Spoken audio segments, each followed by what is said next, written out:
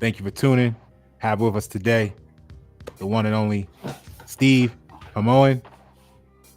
Please, first of all, correct me if I mispronounce the name and introduce yourself to everybody. It's funny because I always wonder how to pronounce it myself. So if anybody gets it wrong, I'm like, maybe they got it right and I actually have it wrong.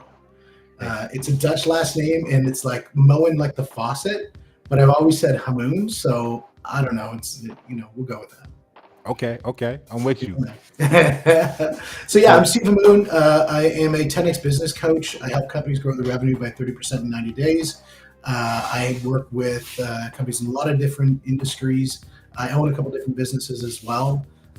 Being a 10x business coach has also been able to help me grow our businesses. I have a mortgage business up in Canada.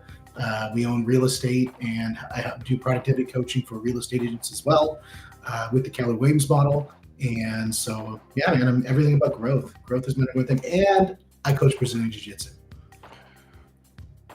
so hit him up, get training, and he's in Canada, right? Yeah, man, Canada. Yeah, Okay, yeah. all right. So, disingenuous codependency. That was interesting because we had a conversation around this, and it was just like, that's like such a fun conversation to start off talking about. Because number one, it's like a lot of letters. So it makes us sound really intelligent because the fact is, the more letters you can put in a word and actually be able to pronounce it, you got to be smart. That's why I say a lot of the people from the Philippines, their names are like 18 letters long, and they're usually really smart people. So like, do the math on that one, right? So longer the name, longer the word, smarter you are. Which obviously isn't true, but I think that the content, It's gonna work. The exposure, the exposure and the experience, you gotta come out the other side with something. You got to come up with it. Yeah, the biggest thing is I think a lot of times people build relationships with either entities or with Mhm. people, and those relationships are a codependency that maybe they shouldn't be relying on, where they maybe should be relying on their independence, and through that independence they can create relationships. And so, we were talking about this before. We were talking about either systems of government or systems of corporations or systems of relationships, Mhm. that being family or friends. I think each of those relationships you've got to honor the relationship in the way that you have to respect for it. But the codependency is the thing that you've got to challenge that one. Yeah. And I think that's the thing. It was interesting. I was listening to this one lady the other day talking about parenting, and she said, you need to be able to focus in parenting on becoming obsolete, like so that you are not the person that they rely on. The better the parent you are, the less they have to rely on you. And I think a lot of times what we do is we try to create this dependency because that makes us feel important. Whereas if we could create the independence in the individual, that makes them important. And I think that's something that, as a parent, as a friend, as a business partner, those are the things to think about. Said a lot there. Make them the hero. Don't try to be the hero yourself. That's the difference between empowerment and dependency. I want to go over kind of like the general meanings, and then I got this one focus I want to tie it all together with etymology, and then let's take a more deep dive into personal relationships, business relationships, the family a little bit, and community as far as how this relates, and we'll run through it all real quick. So Love the it. kind of general definitions of disingenuous is it refers to a behavior that's not candid, sincere, straightforward, involving lack of honesty or willingness to deceive, right? Codependency is going to follow as a psychological concept describing a dysfunctional relationship where one person is excessively reliant on another for their emotional needs, often to the detriment of both individuals, right? We see that a Hmm. lot in business, family, community, etc. So combining the two terms suggests the type of codependency that's not authentic or sincere, and it implies the dependency between individuals characterized by deception, insincerity, and or hidden motives. Now, when I go to the etymology of disingenuous or ingenuous, right, to start, is intelligent or talented. And then the dis, of course, means opposite or lack of. And then for dependency or dependent, it's conditioned on, be because of. So the code makes it together with joint, right? So it kind of means something like the success of unintelligent or untalented togetherness, right? And then that brings me to the word I wanted to focus on, and for you to pick up there, is the word talent. All right. As talent has the meaning of inclination, disposition, will, and desire, and then balance, weight, sum of money, etc. So it kind of makes the meaning come down to a combined imbalance of understanding, which will definitely have an effect on your balance in life. It's going to add weight on your shoulders, compression, depression, and the same monetarily. So now that we got the mathematics, the vibrations, the frequency of what we're talking about here on the table, let's go ahead and tell me how that parallels to what you were just saying, because it kind of does, but it just makes it so much more simplified if we look at it like that, right? It's funny because when you talk about, say, taxonomy of words and you look at where they come from, I think it's something that's really important. And it's actually, it's interesting because it's a very North American way to understand terminology. And I'm going to bring this back a little bit to Brazilian Jiu-Jitsu. I was talking with a friend of mine who's from Brazil, and he's very talented, both as a coach as well as a player in Jiu-Jitsu.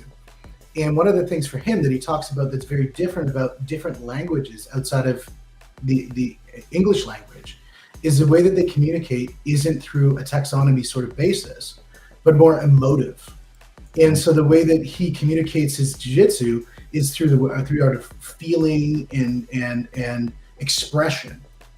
Whereas the way that I understand jiu-jitsu is the sort of the John Danaher approach, which is taxonomy. It's just very simple. It's like label it, and then through that label, you can then say create an object, because you can put a couple different things together, and now you have an object. You can understand that object and then create the relations to the other items. So when we look at the idea of disingenuous codependency, we take it from a taxonomy basis. I think the way that you dissect it was brilliant, absolutely very well done. And then you have to look at it from the other side and say, what does that look like from a emotive perspective? So taking away just the words, but taking about what's behind the words, and how does that feel? That is what a lot of people do, is operate on feelings. So it's great that you brought that up, because there is the value added potential, and there also is the latent danger, right? So let's get into this rabbit hole, starting with personal relationships, right?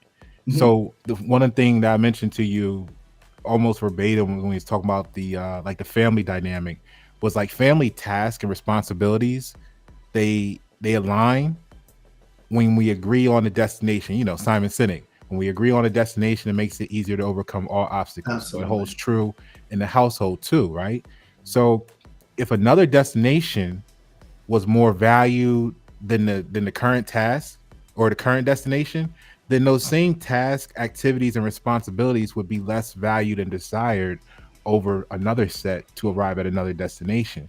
So when you operate on that feelings level, right, and you're not in control of your emotions or knowledgeable. Remember, we're talking about the untalented, the unknowledgeable, the imbalance there of understanding. So if you're being misled or manipulated, now those feelings are weaponized against you. How does that work for good and bad in a personal relationship and the family dynamic?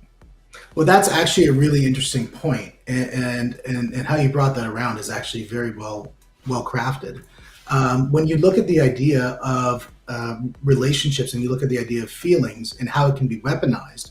So think about it this way: if you had somebody who's been hurt at some point by doing something, and let's just say it's grandma, right? And grandma has now been hurt, and her feelings are then going to take that hurt, and she's going to want to protect the people who she loves from whatever hurt her. And then so she's going to use that feelings of protection and love to stop somebody from doing something that might be the best thing for them. Right. So the weaponization of those feelings are, I love you so much that I'm going to protect you from the best thing that you could possibly do. Because the biggest thing that people talk about is risk. Everybody talks about being risk adverse, and being safe and all these other things. And in safety, you can find, the slow, painful death in safety. And I'm not saying go out and climb bridges without ropes and that sort of thing. But what we start off and we teach kids from the very beginning is you be risky. You're going to learn how to crawl. Be risky. You're going to learn how to walk. Be risky. You're going to learn how to read. Because you had failure of misstating a word or whatever. So at kids, we teach them to be risky, but then there's this TSN turning point, this break that happens in that relationship of risk, to where we start telling people, oh, no, now you got to be risk averse. And that's because what happens is we're weaponizing the feelings that we have against the risk that we've taken and the loss we felt as a result. Right. And I'm familiar with that, and I appreciate you sharing that. It's the pain that they felt in their attempts in life they're trying to protect us from as the younger generation, or maybe the person, even your friends that you're talking to, and you're saying, hey man, I'm leaving the job, I'm walking away from corporate America, I'm gonna start this business. Like, yo, no, before you do that, don't do that, look, right? Because they're trying in their mind to protect you from the pain. So it may be seen as hating, or it may be seen as negative, but if you look at it from that side of the coin, even though it's still damaging to you and risky, that if you follow what their advice is, you may lose out on the best thing in your life. But that's really what sometimes the position they're coming from. So you shared there are some transformative strategies for that will lead to like a genuine personal growth and improvement, right? How does self-awareness, now that we bring up that topic of, hey, if you listen to them, they might be doing you a favor, they might not be. So how does self-awareness factor into enhancing overall well-being as well? I think a lot of accountability, right? Yeah, and I think, when you're giving advice or you're taking advice, you've got to understand, number one, where it's coming. That's great. I like how the emotional value, right? Am I trying to bring value to this person, number one, or am I just trying to fill words to make myself smart? In other words, is this for them to actually achieve a result, or is this for me to feel good? You've got to reconcile that first.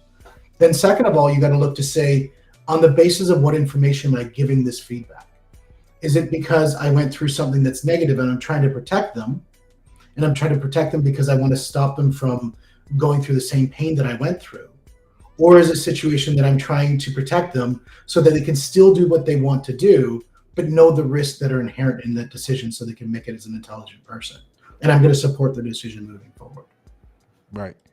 So, well said. And that transitions into, let's say, business, right? Because now we went out there, you've started the career, whether it was what they were supporting you of or not, and you're out there, you're doing a thing. Now you get into business relationships, whether it's your own professional setting or you're working a job in a corporation on your career path, and you got the things like superficial team dynamics, office policies, manipulative leadership to overcome. High level overview, what are your recommendations for empowering employees to navigate office politics? I probably would be the worst person to ask on that topic because I have zero tolerance for office politics. I think office politics to me is just an absolute waste of time. I think, you've got to have a core vision in your business that everybody aligns around.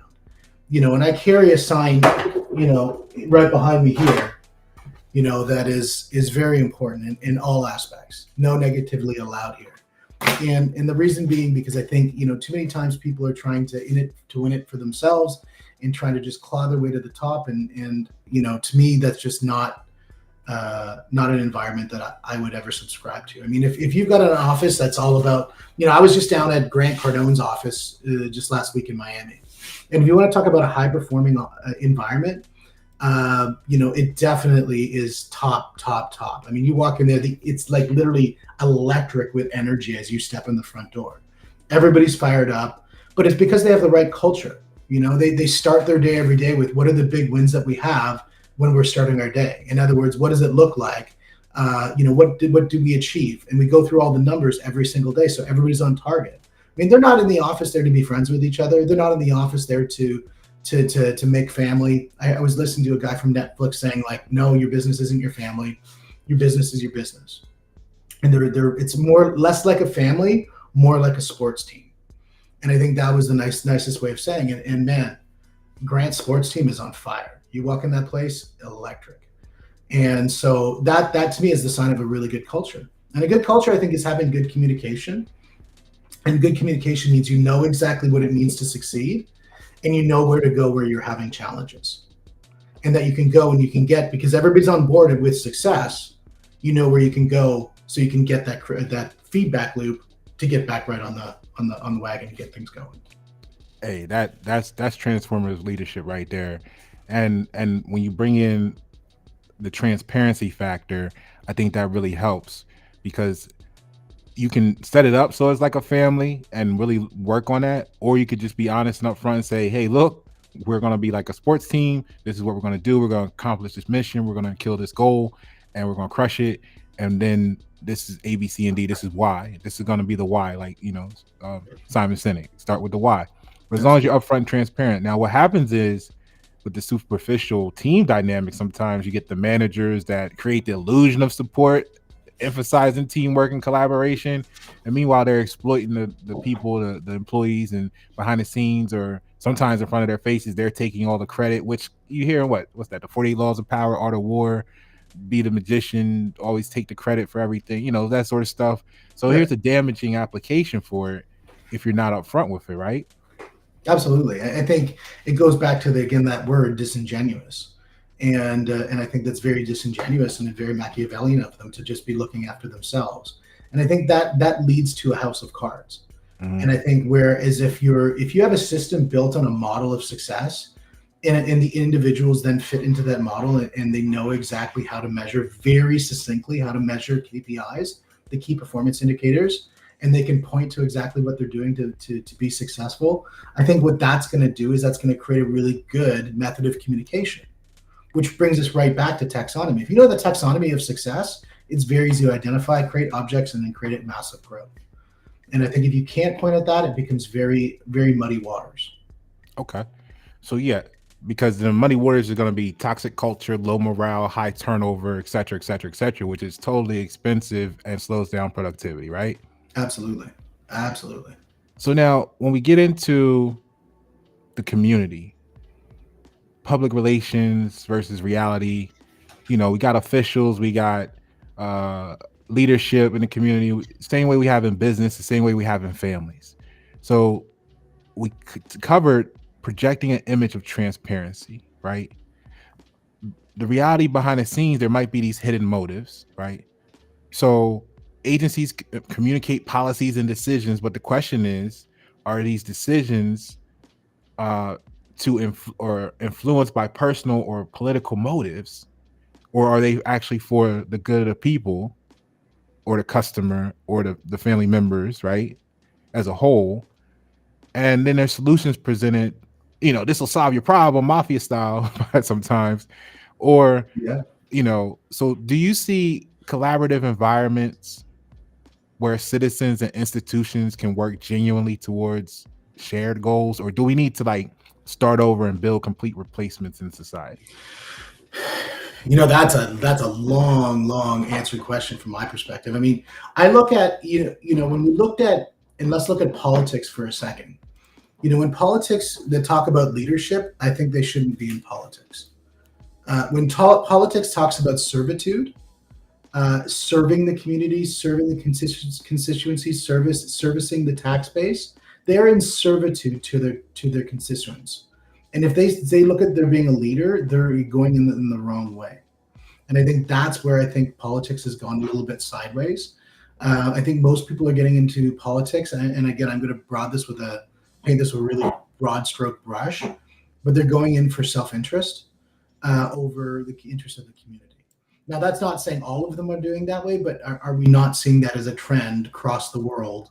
That you can get into politics, and somehow on your $100,000 a year salary, you walk away with $400 million worth of net worth. Right. Yeah, and there's just math that just doesn't work for me on that one. Yeah.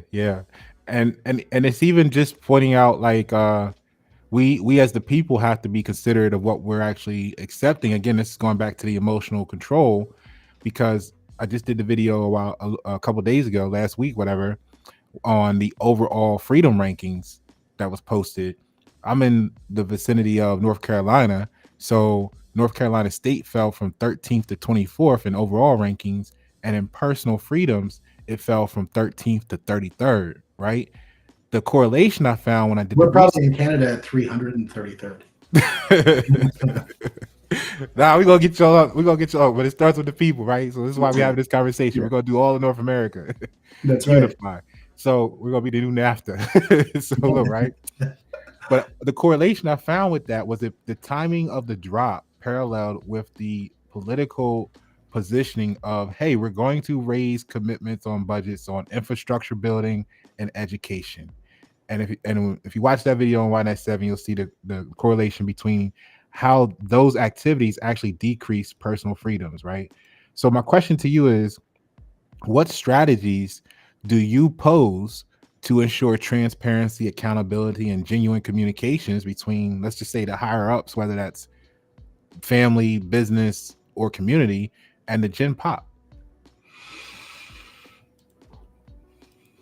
When you look at family and transparency in family is very easy. I heard somebody say this once. They said in their personal family, you can be a communist leader, almost a dictator, when you run your family, because you have such a small pool of the people that you are going to affect, and you're going to have the best interests of the people around you because it's such a small pool. So your family operates like a communist regime, but that communist regime needs to interface with other communist regimes, right? Other families. And so to do that, you need a marketplace of enterprise. And that marketplace of enterprise is the free market that we deal with in North America. And so I think when we look at the the way that goes, it's understanding the rules of the game. Now, most people do not play, and when you get to the higher levels, do not play by the rules of the game that you and I play by. Mm-hmm. And so it's having an understanding of the transparency. I don't think the general populace, number one, would be able to have access to what the real rules of the game are. Number two, would be able to comprehend why they're structured that way. And number three, be able to contribute on how to make them better. And I think it's because the general populace has so much other things to worry about, that to understand the game that how it's being played at that level, you have to play the game at that level. I think, when we look at sports teams and you say the football players, every football player who's on that field playing that game right there, you and I out sitting in the stands, even if we're in the best seats of the house, we're the closest to the field, we're still not on the field. We're still a spectator. And I think we have to understand our role as to when we are a spectator and when we are a contributor. And I think that when you get to the point that you can be a contributor into that game, I think that's when you have to understand the rules of the game. Well played. And that's really why Y97, for example, is based on etymology, is really what got this channel started. Because once we realize that the words we use every day mean something totally different, that'll be one step in the direction of realizing what's being said that we don't understand generally, because we're too busy, like you said, being programmed in a different tier level. Yeah. So we have beliefs instead of knowledge of. And then once we get that knowledge and wisdom, the distrust in institutions may become more prevalent. Decreased civic engagement may become more apparent, because people are already becoming more skeptical of official statements and actions. Even because they don't know the words, they're starting to get more in tune with their feelings, and they feel like something is wrong. So now once we match that buzziness about the feeling side with here's the realization of the word factor, now they can put it together and make strategic decisions for the family, for the business, for the community, because the perceive that once they perceive that their dependence on these entities, they'll become disengaged and lose faith in the process. So how do you guide your clients in setting and achieving audacious goals while maintaining strong ethical foundation? I think that's starting with your why. I think going from Simon Sinek, I'm a firm believer in that, is that everything you do needs to lead to that purposeful movement. And if something that you're doing is not doesn't reconcile with your core values, you shouldn't be doing it. That is a fundamental thing. And unless your core values are wrong, and the wrong is arbitrary, but unless your core values are wrong, I could see that could be something. You might think that money doesn't buy happiness, and that's maybe one of your core values. But then all of a sudden you realize that no, indeed, actually money can buy happiness, because if I want to make massive impact, well, I need massive, you know, stockpiles to be able to make that massive impact. I mean, if we could broadcast this right now on every news channel around the world, it could probably have a more massive impact. Well, how do you do that? Well, you have to do that with actual capital, right? And so that's one of those things that I think, you know, if you want to have a massive impact in the world, I love when Grant says this. He says, "Success is my duty, my responsibility, and my obligation." And I think if you can really craft what your big why is, and you know what the parameters are for you to operate in, that's comfortable for you, there should be nothing that should stop you from doing to get there, other than your own demise. Very good point. And I actually think that you reinforced the fact that money can't buy happiness, because happiness is actually from the root word happen, and that means luck, right? So when you go to a casino, yeah, you could have a bunch of money and put on the table and maybe play the slot 1,000 times and get more lucky as single, but it doesn't buy the increased luck for each particular roll of the dice or each particular pull of the slot machine itself, right? What it does do is it allows you, like you said, to craft our joy, which is the state. So once we know what we want, we need to build the state of joy. And that's where the money can do with that. Happiness is just luck. It's just roll of the dice, right? So I think you said the truth in there. I just wanted to clarify that the happiness is true because it's luck. What you can do with the money or the funding, even though there's no money in circulation, we're dealing with currency, fiat currency, but you can actually craft and build your joy, that environment that creates the joy in your personal sanctuary, your home, your business, your way you relate with clients, and the community itself once we get there, which is why these conversations are so important in the underpinning, because this is going to be what gets us on that path. So we spoke about the imbalance, right? The imbalance of the combined imbalance of understanding that's going to cost you so much. So it could lead to trust issues, emotional manipulation, unhealthy dependence, and difficulty in communication, which has its own hindrances across the board as well. Closing remarks? You know, one of the things is, man, you are one deep fellow, my brother. You are one deep fellow. And I love chatting with you. I have to say, this has been an absolute pleasure to be on your show. I appreciate you taking the time to come and dedicate the experience to the community and all that you've done. I went to one of your what was it, a seminar you want to call Yeah, it it? was an AI event. Yeah. Yeah, so well put together. I recommend anybody come to his LinkedIn channel. Let me get your information up here. Your LinkedIn page has a lot of those links for you, so they can come and visit and let's just look at what you're doing for the community.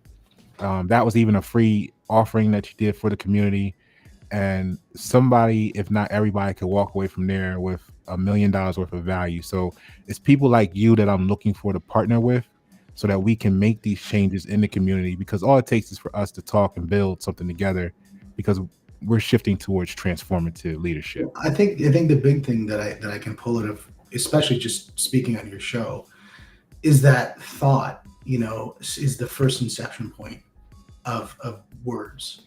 And then words are the next inception point of action. And action is what's going to create, you know, the legacy that we're looking for. Because to bring it all together around happiness, I'm 100% with you. I think happiness is fleeting. You know, I love the idea of saying that I'd rather be productive than happy, because productive produces long-term joy, where happiness is like that moment, that fractional second that's going to disappear in a moment's notice and be replaced by something else. And I think productive, which is exactly what your show is, which is exactly your mode of direction, I think is wonderful to see. I think you're going to make a huge impact in the world. Thank you for walking that journey with me, big guy. All right, I know we had 30 minutes. Let's wrap it up. Yeah, man. Say bye to the people. Hey guys, everybody, thank you for joining the show. Checking them on the next one. It's a wonderful experience, and man, do you bring out the best content out of people. Awesome job. Thank you. Pasha Paroh, Steve Hamoen. Go check him out. Google, LinkedIn, Alignable, everywhere. He's worldwide. He's in Canada, but he'll be right there on your computer if you need him. Let's go. Let's 10x. go. 10x. Pasha Paroh. Don't. Enjoy. Thank you for tuning.